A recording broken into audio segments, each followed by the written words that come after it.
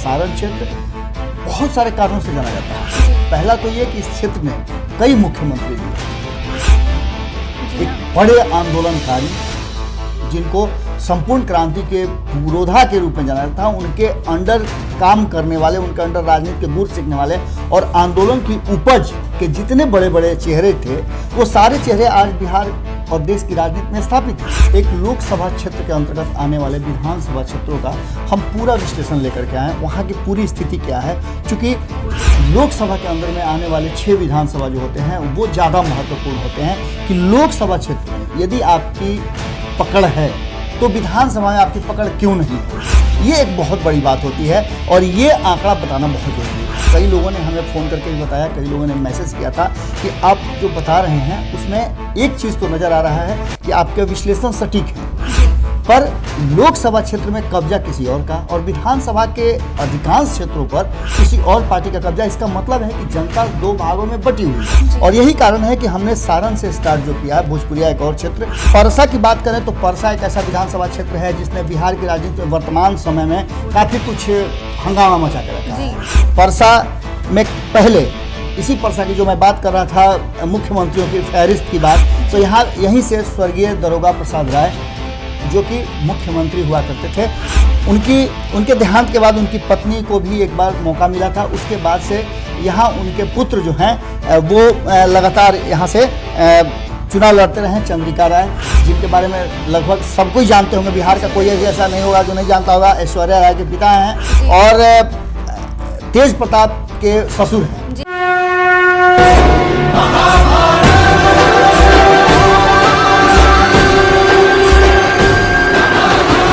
और भोगा महाभारत।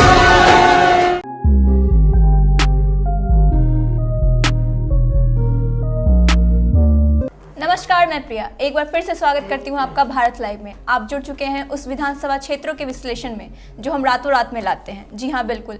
आज हम शाहबाद से निकलकर सारण में पहुंच चुके हैं। यूं तो शाहबाद भी भोजपुरिया क्षेत्र है, लेकिन उससे भी निकलकर हम भोजपुरिया क्षेत्र सारण में पहुंच चुके हैं। सारण के अंतर्गत 6 विधानसभा क्षेत्र आते हैं। तत्काल सारण लोकसभा क्षेत्र पर बीजेपी का राज चल रहा है, लेकिन अब हम जानेंगे बाबा से कि सारण के अंतर्गत आने वाले 6 विधानसभा क्षेत्रों में कौन कौन संभावित उम्मीदवार हैं, कौन कौन से ऐसे उम्मीदवार जो अभी वर्तमान नेता हैं, उनके बारे में और भी बहुत कुछ आज हम बाबा से जानेंगे। तो बाबा बताइए, क्या कुछ है आज आपके पिटारे में, क्या क्या आप लेके आए हैं आज अपने पिटारे में? प्रिया, सबसे पहले तो बीच में जो गैप हुआ था वो कई ब्रेकिंग न्यूज़ थी, कई खबरें थी, इसको लेकर के हम लोगों ने इसको ब्रेक किया था और हम चाह रहे थे कि एक लोकसभा क्षेत्र के अंतर्गत आने वाले विधानसभा क्षेत्रों का हम पूरा विश्लेषण लेकर के आए, वहाँ की पूरी स्थिति क्या है। क्योंकि लोकसभा के अंदर में आने वाले 6 विधानसभा जो होते हैं वो ज़्यादा महत्वपूर्ण होते हैं कि लोकसभा क्षेत्र में यदि आपकी पकड़ है तो विधानसभा में आपकी पकड़ क्यों नहीं है। ये एक बहुत बड़ी बात होती है और ये आंकड़ा बताना बहुत ज़रूरी था। कई लोगों ने हमें फ़ोन करके भी बताया, कई लोगों ने मैसेज किया था कि आप जो बता रहे हैं उसमें एक चीज़ तो नज़र आ रहा है कि आपके विश्लेषण सटीक हैं जी, पर लोकसभा क्षेत्र में कब्जा किसी और का और विधानसभा के अधिकांश क्षेत्रों पर किसी और पार्टी का कब्जा, इसका मतलब है कि जनता 2 भागों में बटी हुई है। और यही कारण है कि हमने सारण से स्टार्ट जो किया है, भोजपुरिया एक और क्षेत्र। पहले तो भोजपुरी भाषा भाषी लोग के बहुत बहुत गोड़ लगाता नहीं, प्रणाम करते नहीं, हेरा से अभिनंदन वर्ग वालों के। और जब बात करते हैं हम सारण की तो सीधे आपको भोजपुरी समझ में आने लगता है और भोजपुरी जब समझ में आने लगता है तो यहाँ बहुत सारी चीज़ें हैं। सारण क्षेत्र बहुत सारे कारणों से जाना जाता है। पहला तो ये कि इस क्षेत्र ने कई मुख्यमंत्री दिए हैं। एक बड़े आंदोलनकारी जिनको संपूर्ण क्रांति के पुरोधा के रूप में जाना जाता है, उनके अंडर काम करने वाले, उनके अंडर राजनीति के गुर सीखने वाले और आंदोलन की उपज के जितने बड़े बड़े चेहरे थे, वो सारे चेहरे आज बिहार और देश की राजनीति में स्थापित हैं। चाहे लालू प्रसाद का नाम ले लें आप, नीतीश कुमार का नाम ले लें आप, रविशंकर प्रसाद का नाम ले लें, अश्विनी कुमार चौबे का नाम ले लें जो सबसे बड़े नेता कहे जाते हैं। इसके अलावा और भी बहुत सारे, जेपी नड्डा तक का यदि आप नाम लेते हैं तो वो सारे लोग कहीं ना कहीं निकल करके इसी मिट्टी से आए हैं। सच्चिदानंद राय की बात कर लें, बहुत सारे नेता हैं जो उस आंदोलन की उपज हैं। और खास करके एक बहुत ही महत्वपूर्ण बात यह है कि ये क्षेत्र जो है कई ऐसे पुरोधाओं को देकर के गया है। हम 6 विधानसभाओं की जो बात करने चले हैं उसमें अभी जैसा कि आपने बताया कि सारण पर भारतीय जनता पार्टी का कब्जा है और यहाँ राजीव प्रताप रूढ़ी कब्जा किए हुए हैं। जी, बिल्कुल। इससे पहले आपको पता ही होगा कि राबड़ी देवी भी चुनाव लड़ चुकी हैं, लालू प्रसाद चुनाव लड़ चुके हैं, यहाँ से दरोगा प्रसाद राय स्वर्गीय वो भी मुख्यमंत्री रह चुके हैं, कई उप मुख्यमंत्री भी, रामसुंदर दास का भी नाम ले लें तो वो भी इसी क्षेत्र से आते थे। जी, बिल्कुल। यानी कि हर तरह से देखा जाए तो ये क्षेत्र पूरी तरह से राजनीतिक उर्वरा की धरती माना जाता है, और ऐसे क्षेत्र का विश्लेषण करने में निश्चित रूप से थोड़ा सा हमको भी गर्व महसूस होता है, क्योंकि इस क्षेत्र में बहुत सारे ऐसे पुरोधा हुए हैं। हम शुरुआत करते हैं सबसे पहले सोनपुर से। हम सोनपुर से शुरुआत क्यों कर रहे हैं जी, इससे पहले भी और भी जी बिल्कुल, बहुत सारे ऐसे क्षेत्र हैं जिनकी नंबरिंग इससे पहले है, विधानसभा क्षेत्रों के जो नंबर होते हैं वो पहले, लेकिन आपने सोनपुर से क्यों शुरुआत की? यही सबसे बड़ी बात है। सोनपुर दुनिया भर में मशहूर है जी, विश्व प्रसिद्ध मेला अगर कहीं लगता है, सबसे बड़ा मेला जहां कहीं लगता है तो वो सोनपुर है। और एक बहुत ही बारीक चीजें हैं ना, जो संपादक नमन मिश्रा जी अक्सर अपने चर्चाओं में कहा करते हैं, पंचनामा में कहा करते हैं, जब चीर फाड़ करते हैं राजनीतिक विश्लेषण का तो उसमें बहुत सारी बातें करते हैं। उस दौरान एक गज और ग्राह की बातें वो करते हैं। इसका सीधा सा मतलब यह है कि हर कोई अपने अपने जमीन पे मजबूत होता है। जी बिल्कुल। राजनीतिक रूप से मजबूत ये धरती गज और ग्राह वाली है।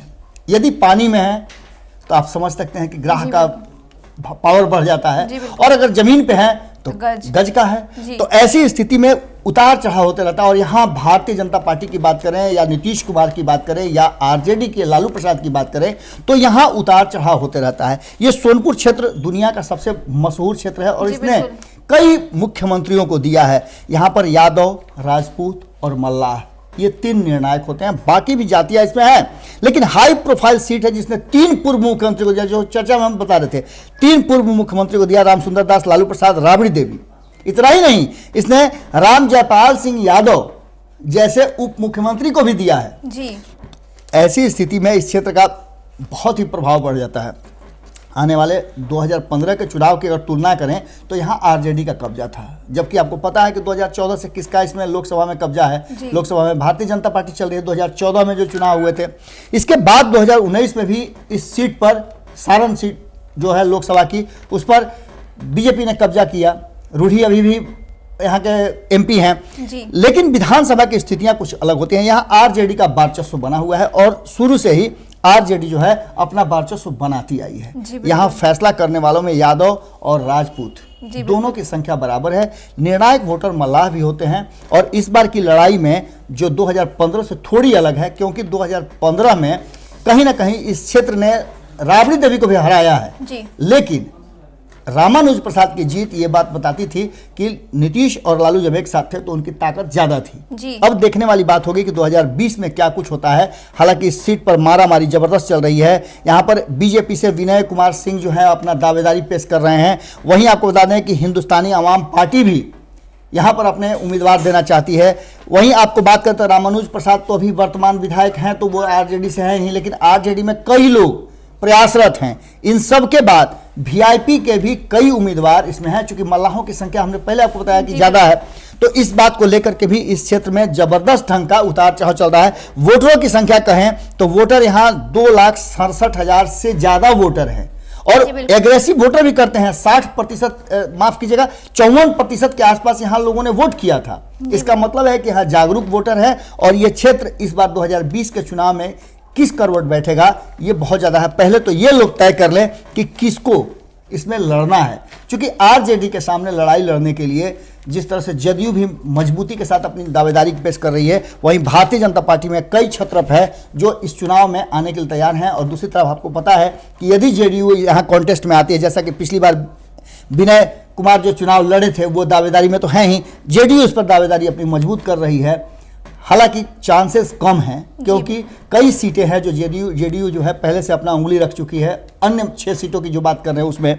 तो ऐसी स्थिति में बीजेपी के साथ आरजेडी की सीधी लड़ाई होगी और इस लड़ाई में हो सकता है कहीं कि जो सपोर्ट सिस्टम है वो महागठबंधन का कुछ ज़्यादा हो, चूंकि वीआईपी उसके साथ रहती है तो मल्लाहों का वोट ट्रांसफर होगा। और इस बार की लड़ाई को दलित महादलित वर्सेस सवर्ण कराने की प्रयास किया जा रहा है। इसमें यादवों का जो है एक वर्चस्व अपना होगा। जी बिल्कुल। तो अगर मैं वोट शेयरिंग की बात करूं तो पिछली बार की अगर जैसा मैंने निकाला है उसमें बताया गया है कि आरजेडी को जो है 55% लगभग वोट मिले थे टोटल वोट्स में से। तो कहीं ना कहीं एक आरजेडी का वर्चस्व बिल्कुल आरजेडी का वर्चस्व रहा ही है। और इसके साथ साथ आपको एक चीज बता दें कि इस पर हमेशा जी लड़ाई होती रही है। तो निर्णायक वोटर जो आपको पहले ही बता दिए कि निर्णायक वोटर यादवों के साथ जो भी चला गया वही जीतेगा। यानी कि मल्लाह अगर चले गए या फिर यहाँ राजपूत चले गए या फिर जो अन्य जातियां हैं जो SC ST में आती हैं वो चली गई, तो मेन है कि यादवों के साथ कौन जाता है, इसी पर पूरा निर्भर करता है। जी बिल्कुल। अगला क्षेत्र कौन सा है? अगला जो विधानसभा क्षेत्र है बाबा वो अमनौर है। अमनौर के बारे में आप क्या क्या बताना चाहते हैं?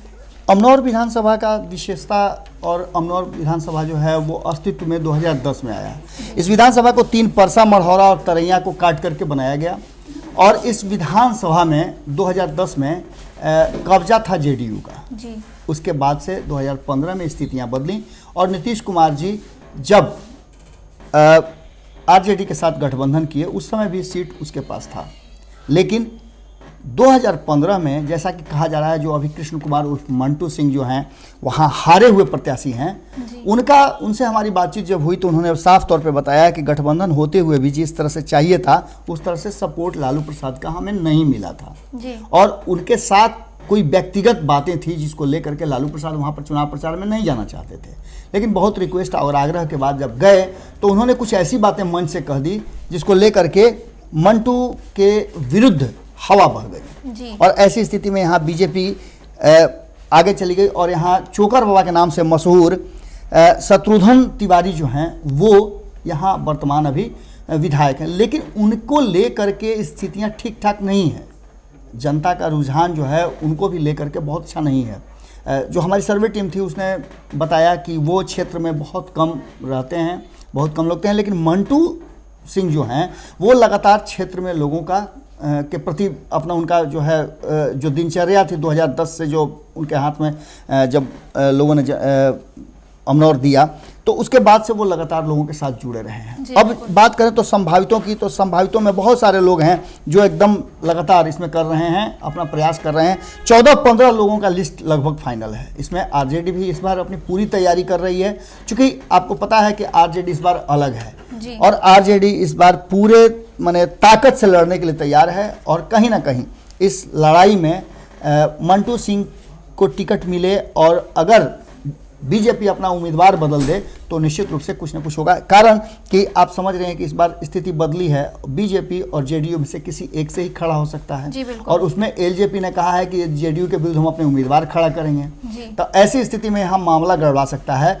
और ऐसी स्थिति देखा जाए तो यहाँ महागठबंधन का थोड़ा सा पलड़ा अभी भारी नजर आ रहा है। लेकिन उम्मीदवारों के फाइनल डिसीजन होने के बाद बहुत कुछ बदलेगा। यहाँ के भी वोटर काफ़ी एग्रेसिव हैं। 2,42,000 के आसपास यहाँ वोटर हैं जो कि वोट करते हैं और वोट का प्रतिशत भी कम नहीं है, 50%, 54% के आसपास लोग यहाँ वोट करते हैं। इसका मतलब है कि यहाँ की जनता भी जागरूक है। और नेक्स्ट हम जानना चाहेंगे कौन सा विधानसभा? जी बिल्कुल। अगला विधानसभा क्षेत्र जो है वो परसा है। परसा के बारे में आप बहुत सारी बातें सामने रखेंगे आज। बिल्कुल। परसा की बात करें तो परसा एक ऐसा विधानसभा क्षेत्र है जिसने बिहार की राजनीति में वर्तमान समय में काफ़ी कुछ हंगामा मचा के रखा है। परसा में पहले इसी परसा की जो मैं बात कर रहा था मुख्यमंत्रियों की फहरिस्त की बात, तो यहाँ यहीं से स्वर्गीय दारोगा प्रसाद राय जो कि मुख्यमंत्री हुआ करते थे, उनके देहांत के बाद उनकी पत्नी को भी एक बार मौका मिला था। उसके बाद से यहाँ उनके पुत्र जो हैं वो लगातार यहाँ से चुनाव लड़ते रहे। चंद्रिका राय जिनके बारे में लगभग सब कोई जानते होंगे, बिहार का कोई ऐसा नहीं होगा जो नहीं जानता होगा। ऐश्वर्या राय के पिता हैं और तेज प्रताप के ससुर हैं। जी बिल्कुल। RJD में हुआ करते थे, मंत्री भी रहे हैं, काफ़ी सम्मान भी इनको मिला। और मेन जो है तेज प्रताप के साथ ऐश्वर्या की शादी के बाद से यहाँ माहौल गड़बड़ाया और उस माहौल गड़बड़ाने के बाद से अब ये JDU के पाले में है। जी बिल्कुल। हालांकि इनका टिकट तो कंफर्म है, लेकिन यहाँ से लगातार जो है वो LJP और RJD दोनों प्रयास कर रही है। RJD के कई कद्दावर नेता हैं जो इस बार चुनावी रण में उतरने के लिए तैयार हैं। हो सकता है कि चंद्रिका राय के विरुद्ध कोई बहुत ही मजबूत उम्मीदवार RJD दे, क्योंकि चंद्रिका राय को हराने का एक तरह से समझिए तो वो बीड़ा उठा के रखे हुए हैं और देखना ये होगा कि महागठबंधन के लोग मिल करके क्या कुछ करते हैं। एक बात तो तय नजर आ रहा है कि नीतीश कुमार ये सीट नहीं छोड़ने वाले हैं, जो कि है तो अभी वर्तमान में आरजेडी के खाते में, क्योंकि चंद्रिका राय आरजेडी में ही थे और 2015 का चुनाव वहाँ से जीते थे। अब स्थिति ये है कि वो जेडीयू में चले गए हैं और यहाँ की लड़ाई भी निश्चित रूप से दिलचस्प होने वाली है। यहाँ वोटर की संख्या भी 2.5 लाख के करीब है और वोट की प्रतिशत को अगर देखें तो वोट प्रतिशत भी यहाँ कमोबेश करीब 56-57% के आसपास है। आरजेडी को 55% वोट मिले थे और जो उनका राइवल था, जो विरोध में थे, उनको 34% का, मतलब कि काफ़ी दूरी थी। अब इस बार देखना होगा कि चंद्रिका राय अपनी सीट कैसे बचा पाते हैं और नीतीश कुमार के साथ जाने के बाद जनता उनके साथ किस तरह का इंसाफ करती है। जी बिल्कुल। अगला जो विधानसभा क्षेत्र है उसकी संख्या 117 है और वो मल्हौरा के नाम से जाना जाता है। मल्हौरा का नाम सुनते ही चॉकलेट का याद आता है। जी बिल्कुल। मॉडर्न चॉकलेट की यहाँ टॉफी रही है। इसके साथ साथ लालू प्रसाद ने इस क्षेत्र को बहुत कुछ दिया था। रेल कारखाना, आपको पता है कि रेल का जो एथी वाला इंजन का कारखाना था, डीजल इंजन कारखाना जो था, वो भी यहाँ दिया गया था। इस क्षेत्र में आपको बता दें कि इस क्षेत्र में संपूर्ण क्रांति के जनक जयप्रकाश नारायण की भी स्थली रही है, जैसा कि आपको भी पता होगा। और खास करके पत्रकारिता के छात्रों को ये सब चीज़ें विशेष रूप से बताई जाती हैं कि बिहार में कब कब क्रांतियां हुई, उस क्रांतियों से निकल करके जो कुछ भी आया वो एक बहुत महत्वपूर्ण चीज़ था। यहाँ का इतिहास जो रहा है ना, वो कहीं ना कहीं निर्दलीय और आरजेडी के बीच में ऊपर नीचे होता रहा है। यहाँ राजपूत और यादव मेन वोटर हैं, लेकिन इस बार के चुनावी समीकरण में स्थितियां कुछ बदलने वाली हैं। अभी यहाँ आरजेडी के जितेंद्र कुमार का कब्जा है। आपको बता दें कि हर स्थिति में यहाँ लाल बाबू राय और जितेंद्र राय, ये लगातार यदुवंशी राय के पुत्र हैं जितेंद्र राय, जो कि इस बार जीते हैं और लाल बाबू राय और जितेंद्र राय के बीच में यहाँ हमेशा चलता रहा है। लेकिन इस बार इस सीट पर, पिछली बार तो यहाँ बीजेपी लड़ी थी, बीजेपी से लाल बाबू राय थे, लेकिन वो इस बार थोड़े कमजोर नजर आ रहे हैं। कारण कि बीजेपी की स्थिति जो है वो वहां बदलाव चाहती है। बदलाव का मतलब है कि वहां कोई ऐसे मजबूत कैंडिडेट चाहिए जो जितेंद्र राय को हरा दे, और इसके लिए कई नाम सामने आ रहे हैं, जिसमें से सचिदानंद राय का नाम बहुत तेजी से आ रहा है। सचिदानंद राय एमएलसी हैं और व्यवसायी भी हैं जी। उनका बीजेपी में एक बहुत बड़ा कद है और उस कद को लेकर के उनकी तैयारी और उनके प्रति लोगों का, जो हमारी सर्वे टीम थी, सर्वे टीम ने स्पष्ट रूप से बताया कि यदि वहां प्रत्याशी उम्मीदवार मजबूत हो तो आरजेडी को मात देने में बीजेपी सफल हो सकती है, क्योंकि इस बार उनके साथ नीतीश कुमार भी साथ में हैं और नीतीश कुमार का भी अगर वोट ट्रांसफर हो गया तो भारतीय जनता पार्टी इस बार एक मजबूत उम्मीदवार देकर के वहां अपने सीट कब्जा कर सकती है। और कहीं ना कहीं सचिदानंद राय के नाम पर सहमति बनने की भी स्थिति नजर आ रही है। जैसा कि हमारे सूत्र बता रहे हैं कि भारतीय जनता पार्टी में जो लिस्ट फाइनल किया जा रहा है 120 उम्मीदवारों का, उसमें सचिदानंद राय का नाम मल्हौरा से लगभग तय माना जा रहा है। अब देखने वाली बात होगी कि फाइनल लिस्ट जब आता है तब क्या होता है, लेकिन एक बात तो तय नजर आ रहा है कि 2019 के चुनाव में जो कुछ भी हुआ था, महाराजगंज से चुनाव लड़ना चाहते थे सचिदानंद राय और उन्हें पार्टी ने बैठा दिया था कि वक्त आने पर आपको उचित स्थान दिया जाएगा, सम्मान दिया जाएगा, और शायद वो सम्मान इस बार उनको मल्हौरा का सीट देकर के पार्टी सम्मानित करे। ये जैसा कि हमारा जो सर्वे रिपोर्ट है वो भी बता रहा है और कई राजनीतिक नेताओं से बातचीत करने के बाद हमें पता चली है। लगातार 2005 से लेकर के आपको याद होगा कि यहाँ पर लाल बाबू राय और यदुवंशी राय, जितेंद्र राय, इन्हीं के बीच में रहा है, यादवों का ही इस पर कब्जा रहा है। लेकिन इस बार स्थितियां बदलती नजर आ रही हैं, क्योंकि सवर्ण वर्सेस जो अन्य हो रहा है उसको लेकर के सचिदानंद राय का पलड़ा थोड़ा भारी नजर आ रहा है। जी बिल्कुल। अगला जो विधानसभा क्षेत्र है वो छपरा है। छपरा से में अक्सर हम कंफ्यूज हो जाते हैं, कहीं ना कहीं वो आरा से हम रिलेट कर देते हैं। बिल्कुल, भोजपुरिया भाषी क्षेत्र है और छपरा इसलिए भी फेमस है कि यहाँ से भिखारी ठाकुर हुए थे, जो इनको भोजपुरी का शेक्सपियर कहा जाता है। और ऐसी स्थिति में छपरा हमेशा से निर्णायक रहा है। अभी वर्तमान परिस्थिति में अगर देखा जाए तो यहाँ पर जो आधिपत्य है विधानसभा में वो बीजेपी का है जी। आरजेडी यहाँ बहुत मजबूती से लड़ी थी और रणधीर कुमार यहाँ से चुनाव लड़े थे। आपको बता दें कि छपरा में इस बार भी जो स्थिति है उसमें एक चीज़ तो नज़र आ रहा है कि कहीं ना कहीं भारतीय जनता पार्टी ये दूसरा क्षेत्र है सारण लोकसभा क्षेत्र के अंतर्गत, जहां उम्मीदवार बदलने की बहुत तेज़ी से बात चल रही है। यहाँ मतदाताओं की संख्या भी सबसे ज़्यादा है, 3 लाख से ज़्यादा मतदाता हैं और छपरा क्षेत्र बहुत बड़ा है। अक्सर यहाँ से राजनीति की कई धाराएं उठती हैं और छपरा जो फैसला करता है वो फैसला लगभग सारण के सारे विधानसभाओं को प्रभावित करता है। जी बिल्कुल। ऐसी स्थिति में यहाँ जो है नाम कई आ रहे हैं, इसमें धर्मेंद्र सदा का नाम आ रहा है बीजेपी के तरफ से, जो कि काफी मजबूत नजर आ रहे हैं। वहीं रणधीर सिंह जो हैं उनका भी नाम आ रहा है, जो एक बार चुनाव जीत चुके हैं उपचुनाव को।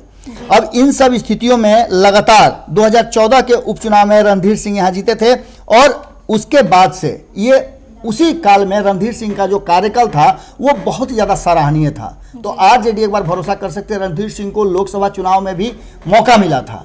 अब स्थिति ये है कि इस बार विधानसभा के चुनाव में क्या कुछ होता है, लेकिन आरजेडी यहाँ एक मजबूत उम्मीदवार देना चाहती है और रणधीर सिंह यहाँ मजबूत उम्मीदवार के हो सकते हैं। उदित राय यहाँ से चुनाव लड़ते हैं, उसके बाद कन्हैया सिंह भी यहाँ से चुनाव लड़ते हैं, सुभाष राजा भी यहाँ से चुनाव लड़ते हैं और कई संभावित उम्मीदवार हैं। आरजेडी में कम से कम 7 से 8 लोगों का नाम आ रहा है जो इस बार छपरा से चुनाव लड़ना चाहते हैं, लेकिन भारतीय जनता पार्टी अपना एक मजबूत उम्मीदवार देना चाहती है और मजबूत उम्मीदवार में आपको बता दिए कि धर्मेंद्र सदा जो हैं वो मजबूत उम्मीदवार के रूप में सामने आ रहे हैं। और भी भारतीय जनता पार्टी से कई नाम गए हैं, खास करके राजीव प्रताप रूढ़ी के प्रभाव वाला क्षेत्र है, तो राजीव प्रताप रूढ़ी चाहेंगे कि उनके समर्थन का उम्मीदवार वहाँ हो और इसी में थोड़ा सा 19-20 चल रहा है। यहाँ पर बनिया समाज जो है वो निर्णायक भूमिका निभा सकता है, क्योंकि उनकी संख्या ज़्यादा है और छपरा में इस बार परिवर्तन हो तो कोई बहुत अतिशयोक्ति नहीं होगी। जी बिल्कुल। अब सारण लोकसभा के हम अंतिम पड़ाव पे आ गए हैं, गड़खा के बारे में आपका क्या कहना है? ये जो विधानसभा क्षेत्र है ये भी निश्चित रूप से भारतीय जनता पार्टी की दृष्टि से एक उम्मीद वाला क्षेत्र है। गड़खा में भी इस बार कहीं ना कहीं आरजेडी को मात देने के लिए भारतीय जनता पार्टी बहुत सारे प्रयास कर रही है। पिछली बार भी भारतीय जनता पार्टी जो है यहाँ से ज्ञानचंद को चुनाव लड़ाई थी। ये रिजर्व सीट है और रिजर्व सीट में ज्ञानचंद माझी जो चुनाव लड़े थे उन पर इस बार उम्मीदवारी नहीं देने का दबाव है, क्योंकि कई ऐसे नए छत्रप वहाँ तैयार हो गए हैं जो लगातार इस क्षेत्र पर अपना वर्चस्व बनाने के लिए तैयार हैं और भारतीय जनता पार्टी भी इस पर विचार कर रही हो सकता है कि ये सीट कहीं जदयू को भी जा सकता है। समझौता के तहत जो एक परसा सीट आपको पता है कि जदयू को जा रहा है और ये दूसरा रिजर्व सीट भी जा सकता है। ऐसी स्थिति में ज्ञानचंद जो बीजेपी से थे उनका, लेकिन आरजेडी अपने उम्मीदवार को यथास्थिति कंटिन्यू करेगी ये लग रहा है। इसके अलावा आरजेडी में भी कई उम्मीदवारों का नाम हमारे सामने आया है जो कि उम्मीदवारी पेश कर रहे हैं, लेकिन अंतिम फैसला तो आपको पता है कि लालू प्रसाद को करना है। यहाँ पर रामदास राय लगातार चुनाव जीतते रहे हैं। 1995 में पहली बार यहाँ रामदास राय की मृत्यु के बाद उनके पुत्र राम प्रवेश राय आए थे। 2010 में ये क्षेत्र जो है चेंज हुआ था। अब देखना होगा कि इस रिजर्व सीट पर आगे क्या कुछ होता है, क्योंकि वोटरों की संख्या भी कम नहीं है, 2,83,000 से ऊपर वोटर हैं और देखना होगा कि इसमें जो कैंडिडेट हैं वो कैंडिडेचर किस तरह से पार्टियां तय करती हैं। हालांकि एलजेपी का भी इस पर निगाह बना हुआ है, एलजेपी भी अपने स्तर से यहाँ उम्मीदवार खोज रही है। यदि जेडीयू लड़ती है तब तो एलजेपी लड़ेगी, चूंकि एलजेपी पहले से बोल चुकी है, लेकिन ऐसा भी हो सकता है कि जेडीयू इस सीट को छोड़ करके एलजेपी के लिए दे दे। रिजर्व सीट है और यहाँ जिस समाज की बात कर रहे हैं हम एससी एसटी की, उसकी भी भूमिका अहम रहती है। जहाँ तक हार जीत का प्रश्न है तो हार जीत का आंकड़ा यहाँ बहुत बड़ा था, इसलिए भारतीय जनता पार्टी हो सकता है कि बैक हो जाए, इसलिए कि 40,000 के आसपास यहाँ हार जीत का आंकड़ा हुआ था। लगभग प्रतिशत का भी आंकड़ा देखें तो उसी के आसपास था। तो इस स्थिति में अगर कहा जाए तो यहाँ से भारतीय जनता पार्टी इस सीट को, इस रिजर्व सीट को अपने साथियों के हवाले कर देगी और देखना होगा कि उम्मीदवार जो हैं उनकी लिस्ट हम फाइनल कर रहे हैं, कौन से उम्मीदवार इस पर लड़ सकते हैं, ये बहुत महत्वपूर्ण है। निश्चित रूप से यहाँ दावेदारी जो है वो आरजेडी की मजबूत अभी लग रही है। जी हाँ बिल्कुल। आज आपने रातों रात में सारण लोकसभा क्षेत्र के अंतर्गत आने वाले 6 विधानसभा क्षेत्रों का विश्लेषण देखा।